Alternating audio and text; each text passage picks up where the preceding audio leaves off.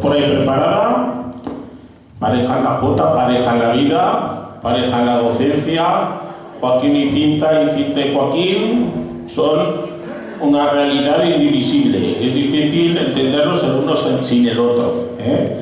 Y bueno, pues hoy vienen a ofrecer una jota de las tantas que ellos bailan y han llevado por Aragón en muchos concursos. De unos años para acá les dio esta locura de empezar a concursear en la categoría de veteranos y han sumado muchísimos premios que reconocen su buen hacer y su labor. Y hoy todos, pues creo que habéis disfrutado mucho con ellos, de su docencia, de sus enseñanzas, de que la grandeza que tienen en escena la demuestran también en las clases, en el trato humano. Y bueno, pues ojalá esto que habéis iniciado hoy pues tenga una continuidad y sea con ellos, que lo valen mucho y lo van a demostrar con la Jota seguida de Teruel. Jota seguida de Teruel, Joaquín, Biel, Cinta y Yago. Un fuerte aplauso para ellos.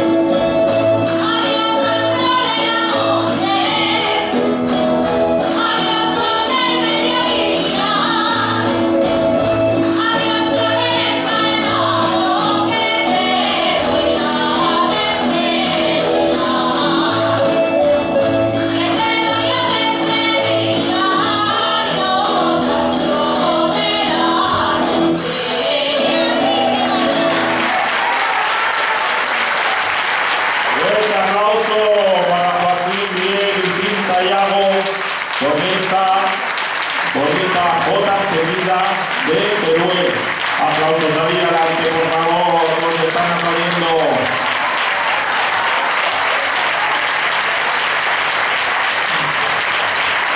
Grande, grande.